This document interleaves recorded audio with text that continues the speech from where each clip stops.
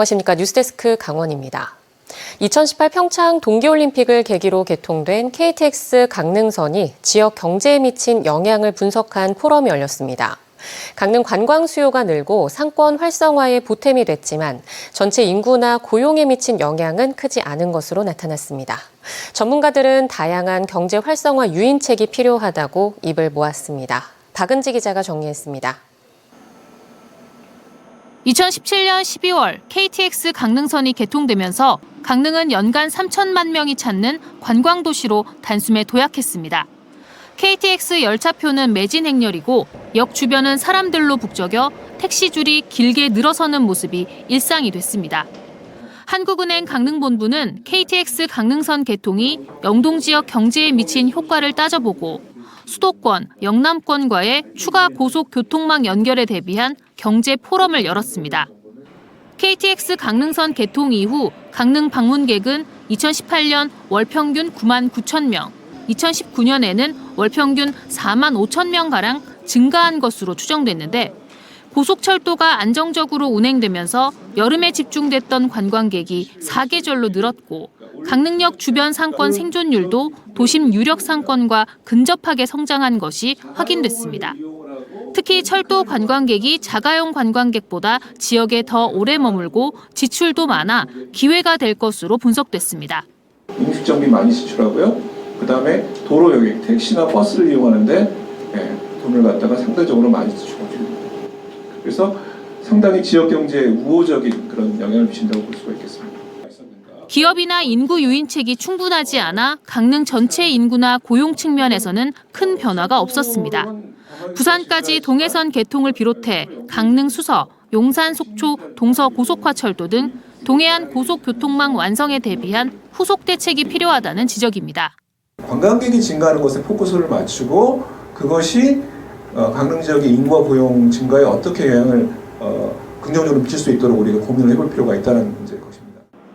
지식경제 중심의 워케이션 활성화, 공공기관 유치 등이 직접적인 유인책으로 제시됐고 관광객 재방문을 위한 고부가가치 서비스 제공과 디지털 관광 주민증 도입 등에 대해서도 공감대를 형성했습니다.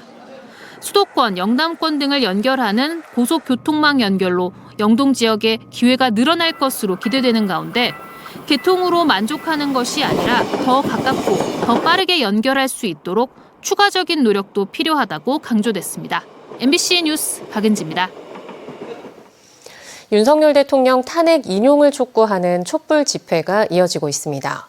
춘천 집회에는 강원 민주화운동 1세대들도 동참했는데요. 이들은 민주주의가 유리병이라며 깨지지 않기 위해 함께 노력하자고 부탁했습니다. 백승호 기자가 만났습니다.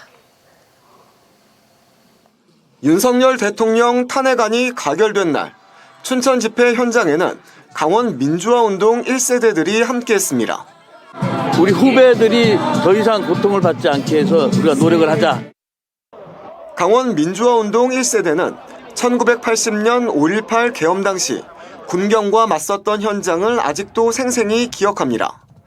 당시 이들은 강원대학교 학생이었습니다. 여기가 8호 광장입니다. 8호 광장에서 학생들하고 경찰들하고 대치하고 있는 사진입니다. 44년이 흐른 뒤 비상계엄 선포로 민주주의가 순식간에 무너질 뻔했던 올해 민주화운동 1세대들은 민주주의를 깨지기 쉬운 유리병이라고 표현합니다. 지키기 위해서 노력하지 않으면 훼손당한다. 그런 면에서 이제 저는 민주주의는 깨어지기 쉬운 유리병이다라고 생각이 들어요. 우리가 끊임없이 지키기 위해서 노력을 해야 된다. 고등학생과 대학생, 30, 40대 청년과 50대 이상 중년까지 모두가 거리로 나온 2024년 12월. 과격한 시위를 경험했던 민주화운동 1세대의 기분은 남달랐습니다. 시민의 힘으로 최고 권력자에 대한 심판을 할 수 있는 이런 역사적인 경험을 했다는 게 화염병 대신 시민들의 외침이 민주주의를 지켜낸 것을 축제 같았던 집회 현장에서 직접 체험했습니다. 현재 집권 세력의 지배 구조가 중앙 권력의 변화만으로는 바뀌지 않는다. 지역을 민주화시키기 위한 운동, 이런 운동들이 같이 일어나야지만. 강원 민주화운동 1세대들은 2019년 고향 강원도 춘천에 강원 민주대단을 설립했습니다. 그리고 미래 세대가 살아갈 민주국가를 위해 모두가 함께하자고 손을 내밀었습니다. 이웃이 전부 어려움을 당하고 있는데 거기에 대해서 이 공감을 하고 같이 하려는 그런 마음에서 출발을 하는 거죠. MBC 뉴스 백서입니다. 12.3 내란 사태로 윤석열 대통령 탄핵안이 가결됐지만 계속 탄핵 반대 입장을 주도하고 있는 권성동 국민의힘 당대표 권한대행 겸 원내대표를 향한 사퇴 요구가 커지고 있습니다. 정성군 의회 더불어민주당 소속 의원들은 성명을 내고 국민이 대통령을 탄핵함으로써 집권 여당인 국민의힘의 책임을 동시에 물었다며 국민의힘은 국정안정협의체에 참여하고 헌법재판소는 엄정한 판결을 내려 국헌 문란 세력을 단죄하라고 주장했습니다. 더불어민주당 강릉시 지역위원회도 논평을 내고 국민의힘은 나라를 이 지경으로 만든 책임을 반성하지 않고 있다며 정신 차리고 헌법재판관 임명과 윤석열 탄핵에 즉각 협조하라고 주장했습니다. 5년 전 도심지까지 위협했던 속초 고성 산불로 피해를 본 주민과 지자체들은 한전을 상대로 오랫동안 소송을 벌여왔는데 배상 결과는 기대에 못 미쳤습니다. 이재민들은 법원 감정 피해액의 60%를 받는 데 그쳤고 정부 재난지원금 구상권 청구는 인정되지 않았습니다. 지자체 피해 배상도 소규모에 불과했습니다. 김영호 기자가 보도합니다.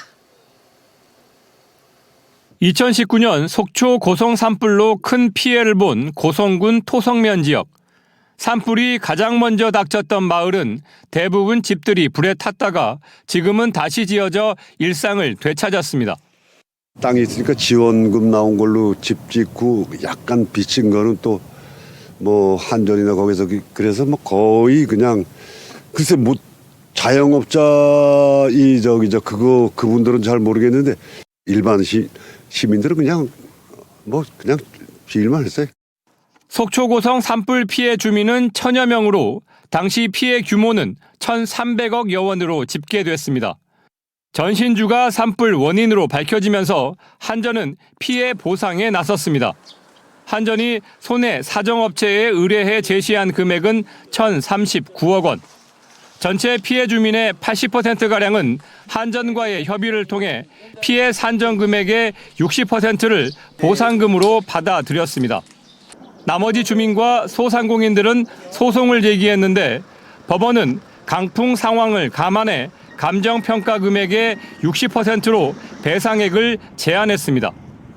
한전 측의 손해 사정 방식보다 법원 감정평가에서 주민 피해 정도가 많이 반영됐지만 현실에 미치지 못하는 건 어쩔 수 없었습니다.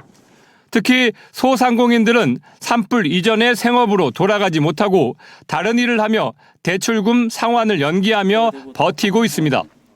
법원에서 그래 감정이 이거는 누가 봐도 잘못됐어라고 인정할게 그래 재감정을 받아들였단 말이에요. 나중에 재감정 받았을 때 금액이 차이가 나는 부분에 대해서는 면밀하게 검토하고 난 다음에 정부가 투입한 재난지원금 400억여 원에 대해 한전에 청구한 구상권은 전혀 인정되지 않았습니다.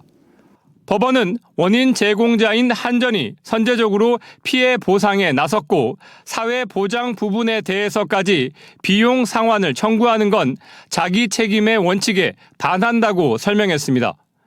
정부와 지자체 시설의 직접적인 산불 피해 배상액도 공평한 부담이라는 차원에서 손해의 40%로 제한됐습니다. 발화 원인과 산불의 책임자가 분명한 피해였음에도 장기간 벌인 소송전은 피해 주민과 지자체의 기대에 미치지 못했습니다. 한편 속초 고성 산불로 인한 각종 보상과 배상의 판결은 앞으로 비슷한 상황으로 발생하는 산불 피해 처리에 중요한 기준이 될 전망입니다. MBC 뉴스 김영호입니다. 강원도 윤석열 퇴진 투쟁이 권성동 국민의힘 당대표 권한대행 겸 원내대표 지역구인 강릉에서 오는 21일 열려 지역별 버스가 운행됩니다. 윤석열 정권 퇴진 강원운동본부는 21일 오후 3시 권성동 국회의원 강릉 사무실 앞 도로에서 도내 모든 시군 촛불 시민들이 참여하는 광역 집회를 열고 속초, 원주, 춘천, 홍천에서 집회 장소까지 버스를 운행한다고 밝혔습니다. 윤석열 대통령 탄핵소추안이 국회를 통과했지만 국민의힘이 계속 반대 입장을 주도하고 있고 정점에 권성동 당대표 권한대행 겸 원내대표가 있어 강원도 광역단위 촛불 시민들의 화력을 강릉에 집중하는 것으로 결정됐습니다. 대한민국 시도의회 의장협의회가 최근 대전에서 열린 임시회에서 평창 동계올림픽 유산관리 국가지원 촉구 건의안을 만장일치로 채택했습니다. 김시성 강원도의회 의장이 제출한 건의안에는 88년 서울올림픽 시설처럼 2018 평창 동계올림픽 시설도 국가가 직접 관리할 수 있도록 법 개정이 필요하다는 내용이 담겼습니다. 김 의장은 강원도가 평창올림픽 시설을 관리하는데 해마다 예산 60억 원을 쓰고 있어 재정에 큰 부담이 되는 만큼 중앙정부 차원의 지원과 전략 수립이 필요하다고 주장했습니다. 삼척시가 연말연시를 맞아 공직자들에게 청렴주의보를 발령했습니다. 삼척시는 올해 3번째로 청렴주의보를 발령하고 공직자들에게 직무 관련자로부터 편의 제공을 받지 말고 직무 권한을 부당하게 행사하는 등의 행위를 하지 말아달라고 당부했습니다. 삼척시는 2년 연속 공공기관 청렴도 평가에서 최하위에 머물자 다양한 교육을 진행하고 올해도 2번이나 청렴주의보를 내려 공직기강 확립에 노력했습니다. 고성군이 효율적인 행정 지원을 위해 조직 개편을 시행합니다. 고성군은 기존 행정복지국과 관광경제국 2국 체제는 유지하면서 행정복지국에 교육문화과를 신설해 교육행정, 평생교육, 문화예술, 문화유산, 아동청소년 5개 팀을 신설 또는 이관합니다. 또 투자유치과 전략투자팀, 세무회계과 세정팀을 신설하고 허가민원과의 산지관리팀은 산림과로, 안전교통과 비상대책팀은 총무행정관으로 이동 배치합니다. 고성군은 이 같은 조직 개편안이 고성군의회 본회의에서 원안 가결됨에 따라 내년 1월 1일자로 인사를 단행할 계획입니다. 태백시가 내년 1월 1일부터 좌석버스 요금을 내리기로 했습니다. 이에 따라 태백시의 좌석버스 요금은 성인 기준 기존 2,000원에서 300원 내린 1,700원, 청소년은 1,600원에서 1,350원으로, 초등학생은 1,000원에서 850원으로 내립니다. 한편 태백시는 교통약자의 이동 편의를 높이기 위해 저상버스 4대를 지원해 내년 1월부터 운행하며 내년에는 저상버스 7대를 시내버스 노선에 투입합니다. 연말을 맞아 강릉 크리스마스 겨울축제가 오는 21일부터 25일까지 월화거리를 중심으로 펼쳐집니다. 올해 4회째를 맞는 이번 축제를 위해 월화거리에 대형 크리스마스 트리를 중심으로 눈꽃 배너와 은하수 터널 등이 조성됐고 안목 커피거리에도 트리와 별빛 터널이 설치됐습니다. 축제 경관 조명은 내년 1월 말까지 운영되며 성탄카드와 새해 인사카드를 무료로 보내는 행사도 열립니다. 강원 뉴스 마칩니다. 시청해주신 여러분 고맙습니다.